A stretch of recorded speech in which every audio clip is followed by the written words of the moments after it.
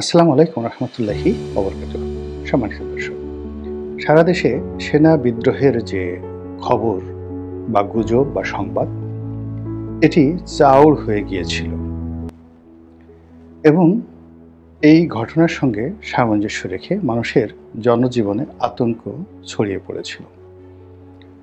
যে সময় এই ঘটনাটি ঘটে, আজ থেকে কয়েকদিন আগে, তখন যে বিকালে থেকে এই গুঞ্জন শুরু হলো, সেই দিন থেকে রাত অবধি দেশের যানবাহন চলাচল সীমিত হয়ে পড়েছিল এবং এই ঘটনা সত্য মিথ্যা বা যাই হোক না কেন, কিন্তু এটা জনজীবনে এতটা প্রভাব বিস্তার করেছিল, যার কারণে সরকার প্রেস রিলিজ দিয়ে তারা বাংলাদেশে যে গণ অভ্যুত্থান হয়নি এই কথাটা বলতে বাধ্য হয়েছেন। বাংলাদেশে যে সেনা অভ্যুত্থান হয়নি এটা তারা বলার চেষ্টা করেছেন। এখন আপনি বা আমি এটা কতটুকু বিশ্বাস করব সেটা আপনার আমার ব্যক্তিগত বিষয়, বা যদি কিছু হয়ে থাকে তাহলে কিভাবে হয়েছে, আর যদি কিছু না হয় তাহলে কেন এই ধরনের গুজব ছড়িয়ে পড়লো, এটি কি ভালো লক্ষণ কিনা, এই বিষয়গুলো নিয়ে মূলত আজকে আলোচনা করব। প্রথমত হলো যে আমরা এই বাংলাদেশের বেশিরভাগ মানুষ এখন দুই ভাগে বিভক্ত হয়ে পড়েছি। এক ভাগ বলছে যে ডক্টর মোহাম্মদ ইউনূসের সরকারের কোনো গতি নেই এবং চারিদিকে যেভাবে অনিয়ম অব্যবস্থাপনা চলছে এবং সরকার কোথাও নিয়ন্ত্রণ প্রতিষ্ঠা করতে পারছে না। তারা ব্যক্তিগতভাবে অনেকেই সৎ, কিন্তু তাদের নেতৃত্বের গুণাবলী নেই এবং তাদের কর্মী বাহিনীর নেই, না থাকার কারণে তাদের কথা এখন একটা পুলিশের কনস্টেবল তো দূরের কথা, গ্রামের কোনো চৌকিদারের শোনে না। যদি সরকারের কোনো উপদেষ্টা একটা হুকুম দেন, সেই হুকুমটি ভয় জাগাবে, সমীহ জাগাবে, আতঙ্ক জাগাবে, মানতে বাধ্য করবে, এরকম কোনো চৌকিদার বাংলাদেশে আছে কিনা আমার জানা নেই।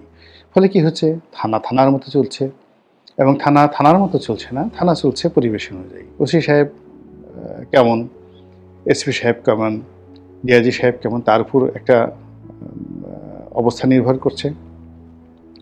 ২ নম্বর হলো যে ওই এলাকাতে জামাতের প্রাধান্য বেশি না বিএনপির প্রাধান্য বেশি নাকি আওয়ামী লীগের প্রাধান্য বেশি, সেই প্রকৃতি এবং পরিবেশের সঙ্গে থানা পুলিশ নিজেদেরকে তারা মানিয়ে নেওয়ার চেষ্টা করছে।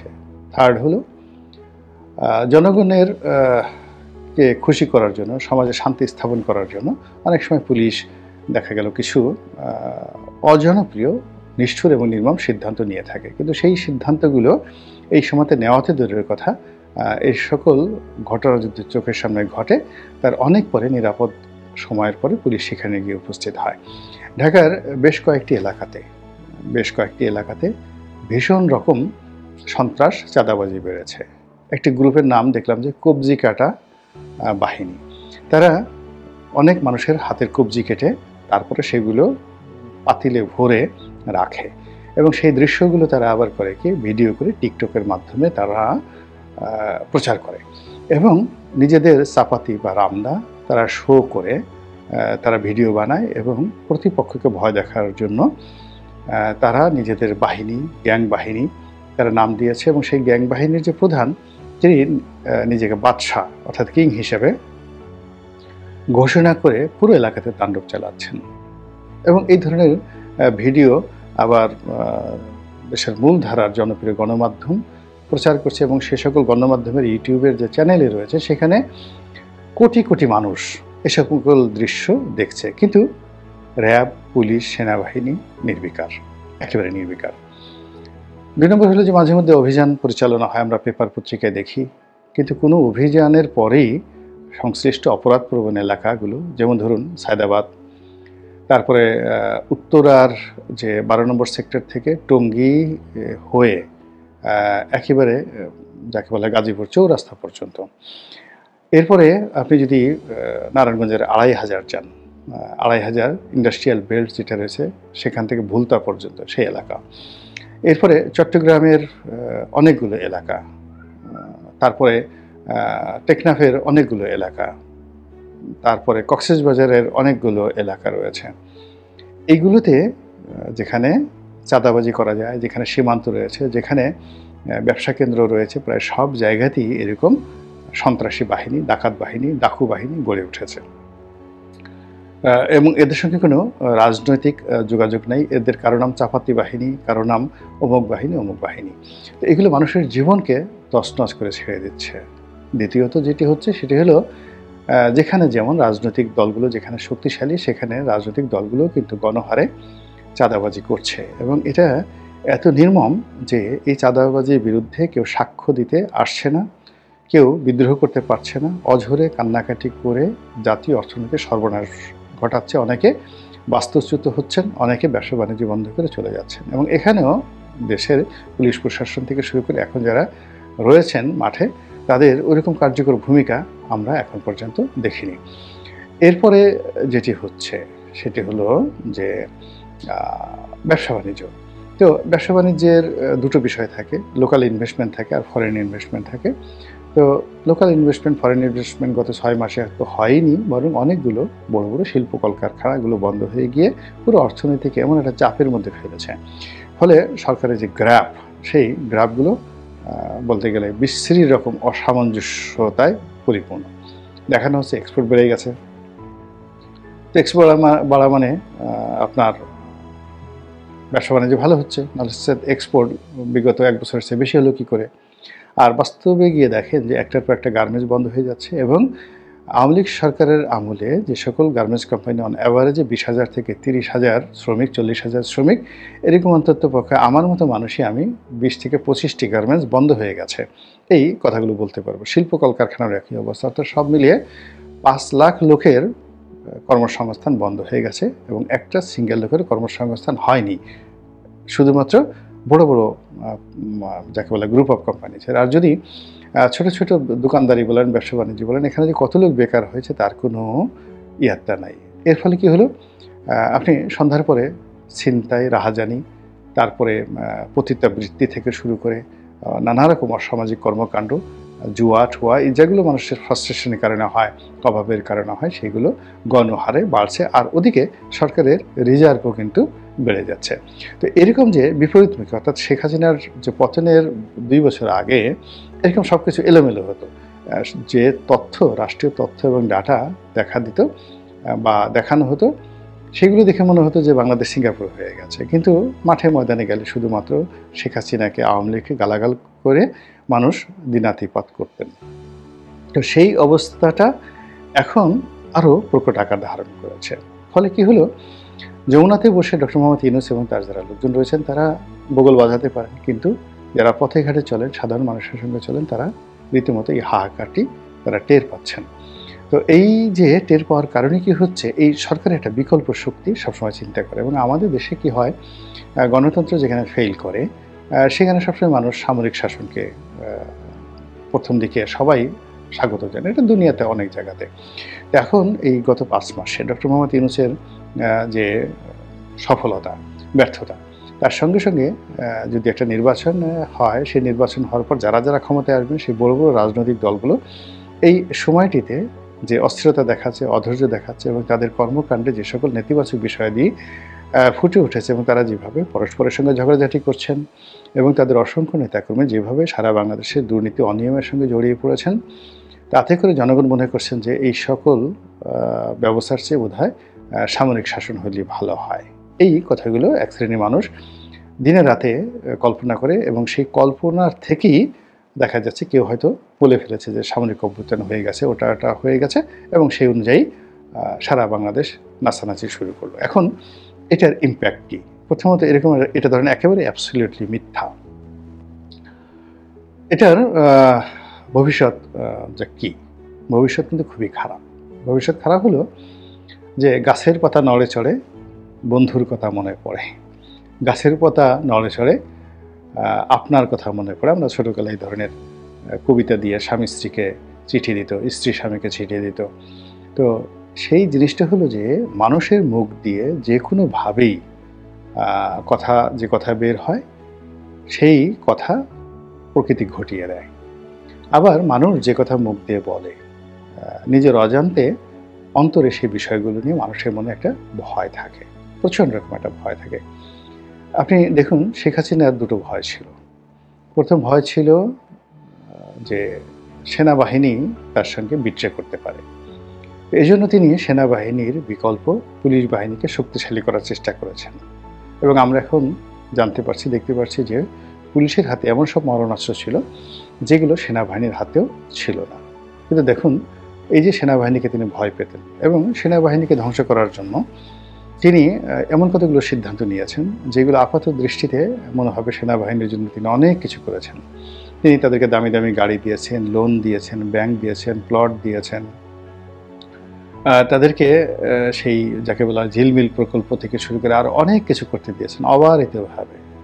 আর 3 বেলা খাবার দিয়েছেন, বেল্ট পরার বাধ্যবাধকতা বাদ দিয়েছেন। ফলে বৃত্ত এবং বিলাসে তারা অলস হয়ে এই বাংলাদেশ সেনাবাহিনীর যে গৌরবোজ্জ্বল ভূমিকা ধ্বংস করবে, এটি বোঝার মতো প্রফেশনাল যে কর্মকর্তা যে আর্মিতে নেই, এটা কিন্তু বলা যায় না। ফলে অনেকে নগদ নারায়ণ পেয়ে খুব খুশি হয়েছে, কিন্তু বেশিরভাগ লোক কিন্তু তারা বিরক্ত হয়েছেন। তার সঙ্গে সঙ্গে সেনাবাহিনীর মধ্যে দলীয়করণ থেকে শুরু করে আওয়ামী লীগের জয় বাংলা সেখানে চালু করার চেষ্টা, এই জিনিসগুলো সেখানে নেতিবাচক প্রতিক্রিয়া তৈরি করেছে। কিন্তু শেখ হাসিনা সেটা বুঝতে পারেনি। সে মনে করে তার প্রকল্পগুলো সফল হয়েছে এবং শেখ হাসিনা সেনাবাহিনীকে নিয়ে যে ভয় করেছে, সেই ভয়টাই তার জীবনে বাস্তবে ঘটে গেছে। এবং এখানে আরেকটি কথা, তোমারে বুদ্ধিবে যে গোকুলে বাড়িছে সে।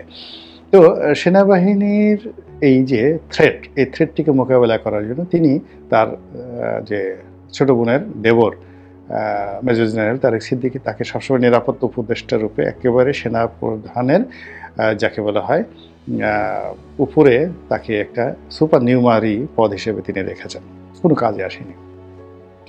তিনি খুঁজে খুঁজে তার খুব একেবারে 100% বিশ্বস্ত এবং মনে হয়েছে কোনো অবস্থাতেই এরা তার বাইরে যাবে না এবং তাদের সঙ্গে আওয়ামী লীগের রাজনীতির কোনো সংযোগ আছে কিনা এরকম লোকদেরকে খুঁজে খুঁজে এনে তিনি বিভিন্ন বড় বড় পদ পদবি থেকে একেবারে সেনাপ্রধান পর্যন্ত, ডিজি পর্যন্ত সেই জায়গাগুলোতে বসিয়েছেন। অথবা এই সকল পদে যে বসে যারা শেখ হাসিনাকে কনফার্ম করতে পেরেছে যে তারা 100% এখানে যাকে বলা হয় আওয়ামী লীগের পক্ষে কাজ করবে, তাদেরকে তিনি বড় বড় পদ দিয়েছেন, পদবি দিয়েছেন এবং প্রমোশন দিয়েছেন। তো সেই অর্থে জেনারেল ওয়াকারুজ্জামান তার নিকটাত্মীয়, তিনি যথেষ্ট যোগ্যতা সম্পন্ন সেনা প্রধান, সেনাপতি এবং তার শ্বশুর জেনারেল মুস্তাফিজুর রহমানও কিন্তু মিলিটারি ইতিহাসে অত্যন্ত যোগ্যতা সম্পন্ন ছিলেন। তো সেই জেনারেল মুস্তাফিজকে তিনি সেনাপ্রধান হিসেবে রেখে যে সফলতা তিনি লাভ করেছিলেন, তারই মেয়ের জামাই, জেনারেল মুস্তাফিজের মেয়ের জামাই জেনারেল ওয়াকারুজ্জামান, যে তার আত্মীয়, তাকে তিনি সেনাপ্রধান বানিয়ে তিনি সেনাবাহিনীর যে ভীতি, এই ভীতিটি দূর করতে চেয়েছিলেন। কিন্তু নিয়তি এমন একটা জিনিস, তোমার বুদ্ধিবে যে গোকুলে বাড়িছে সে, পরিস্থিতি এমন একটা পর্যায়ে চলে গেছে যে জেনারেল ওয়াকারুজ্জামান ইচ্ছা করলেও তিনি শেখ হাসিনার জন্য কিছু করতে পারতেন না। তিনি হয়তো বড়জোর কর্নেল জামিলের মতো জীবন দিতে পারতেন, আত্মাহুতি দিতে পারতেন, কিন্তু শেখ হাসিনার কোনো উপকার হতো না, বরং পরিস্থিতি আরও খারাপ হতো। তো এই যে দেখুন, আর তার যে দ্বিতীয় ভয়, শেখ হাসিনার দ্বিতীয় যে ভয়টা ছিল সেটা হলো যে তিনি তাকে পালানো লাগতে পারে, গণ অভ্যুত্থান ঘটতে পারে যে কোনো সময়, এবং জনগণ তার যত ভালো কাজই তিনি করেন না কেন, জনগণ কৃতজ্ঞ নয়, অকৃতজ্ঞ জনগণ, এদেরকে ডান্ডা মেরে ঠান্ডা করতে হবে। তো তিনি সবসময় ডান্ডা থেরাপি প্রয়োগ করেছেন এবং জনগণকে বিশ্বাস করেননি। এবং জনগণ সম্পর্কে তার একান্ত আলোচনায় কখনই তার বিশ্বাস ছিল না। তার একটা ক্রোধ ছিল যে এই জনগণ তার বাবাকে মেরেছে, এই সেনাবাহিনী তার বাবাকে মেরেছে, আর এই জনগণ হাততালি দিয়েছে, একটা সিঙ্গেল লোক সেই দিন তার বাবার জন্য কাঁদেনি। তো এই ক্রোধ তার জনগণের উপর ছিল এবং জনগণের সেই যে অবিশ্বাস, সেই অবিশ্বাস থেকে তিনি বলেছেন পালাবো না, এটা করবো না, বাংলাদেশে এমন কোনো মায়ের পুত নেই, বাপের পুত নেই, ইত্যাদি নানা রকম হুমকি দামকি। কিন্তু শেষ পর্যন্ত দেখুন তার কিন্তু সেই জনগণের যে বিদ্রোহ, বিপ্লবে তার ক্ষমতা চলে গিয়েছে এবং যে ভয় আতঙ্ক তার মধ্যে ছিল সেনাবাহিনীর সম্পর্কে, সেটাই ঘটেছে। আর সবার শেষে নিয়তি তার সঙ্গে খেলে দিয়েছে। তিনি আতঙ্ক অনুভব করেছিলেন যে তার অবর্তমানে বাংলাদেশে যদি কেউ ক্ষমতার কেন্দ্রে বসতে পারে, সে একমাত্র লোক হলো ডক্টর মোহাম্মদ ইউনূস, আর রাজনৈতিক শক্তি হলো বেগম খালেদা জিয়া। তিনি বেগম খালেদা জিয়াকে শেষ করে দেওয়ার জন্য সর্বোচ্চ চেষ্টা করেছেন এবং এখন মানে তাকে জাস্ট জীবনে মারা ছাড়া তাকে ছলে বলে কৌশলে সব মিলে এমনভাবে করে দিয়েছেন, জাস্ট একটা বেডশোর, মানে বিছানায় শুয়ে থাকা ছাড়া যেন তার আর কোনো গতি না থাকে। তিনি সেই কাজটি করেছেন। আর ডক্টর মোহাম্মদ ইউনূসকে শুধুমাত্র গলা টিপে মারা ছাড়া বাকি সব কিছু করেছেন। কিন্তু দেখেন নিয়তি তার সঙ্গে কিভাবে খেলে দিয়েছে। এই দুজনের যে বর্তমান অবস্থা এটা দেখলেই বুঝতে পারবেন। তো একইভাবে বর্তমান এই সরকারের সময় যে সকল গুজব হচ্ছে, অর্থাৎ আরেকটি তত্ত্বাবধায়ক সরকার গুজব হচ্ছে, একটা সেনা বিদ্রোহের গুজব হচ্ছে, বা সেনাবাহিনী ক্ষমতা নেবে, এই ইউনূস ক্ষমতা থাকবে না, এই যে মানুষের মুখে যে কথাগুলো, এগুলো কিন্তু প্রথমে হৃদয়ের মধ্যে আসে এই আকুতিগুলো, এবং হৃদয়ের মধ্যে সেই আকুতিগুলো ঘুরপাক খায় এবং একটা সময় মুখ থেকে বের হয়ে যায়, এবং মুখ থেকে বের হতে হতে হতে হতে যখন এগুলো খুব পপুলার হয়ে যায়, ইউজাল হয়ে যায়, তখনই কিন্তু প্রকৃতি এই জিনিসগুলো খেলে দেয়। আমরা ছোটোকালে শুনেছি, সত্য মিথ্যা আলেমুল্লামারা বলতে পারবে যে যেখানে 40 জন লোক থাকে সেখানে আল্লাহও আছেন, এবং আল্লাহ সবসময় সংখ্যাগরিষ্ঠ মানুষের যে চিন্তা চেতনা মন, সেটা যেভাবেই মন্দ হোক যা হোক না কেন, সংখ্যাগরিষ্ঠের যে মতামত, সেই মতামতকে আল্লাহ গণতান্ত্রিকভাবে আল্লাহ সেটাকে মদত দান করেন। ফলে কী হলো, যেখানে বনী ইসরাইল সেখানে বনী ইসরাইলদের নেতা হয়, যেখানে জাহেলিয়াত সেখানে জাহেলদের নেতা হয়, যেখানে ভালো মানুষ সেখানে ভালো মানুষদের নেতা হয়। এটা প্রকৃতির একটা লীলা খেলা। তো সেই প্রকৃতির লীলা খেলাতে বাংলাদেশে চলমান সময় সেনা অভ্যুত্থান থেকে শুরু করে যা কিছুই হচ্ছে, বা অন্য যে কোনো গুজব যা কিছু বাজারে প্রচলিত হচ্ছে, প্লিজ আপনারা এগুলোকে শুধু গুজব হিসেবে নেবেন না, বরং এই গুজবগুলো কেন এলো, কীভাবে এলো, এর পেছনে মূল কারণটা কি, আসল ঘটনা কি, সেইগুলোকে চিন্তা ভাবনা করে যদি তওবা করেন, প্রিকশন নেন, এবং এই সকল গুজব যেন তৈরি না হয় সেইভাবে সফট আপনি নিয়ম নীতি চালু করেন, তাহলে হয়তো আপনি এর থেকে রক্ষা পেতে পারেন। আল্লাহ আমাদের সবাইকে হেদায়েত দান করুন এবং হেফাজত করুন। আসসালামু আলাইকুম ওয়া রাহমাতুল্লাহি ওয়া বারাকাতুহু।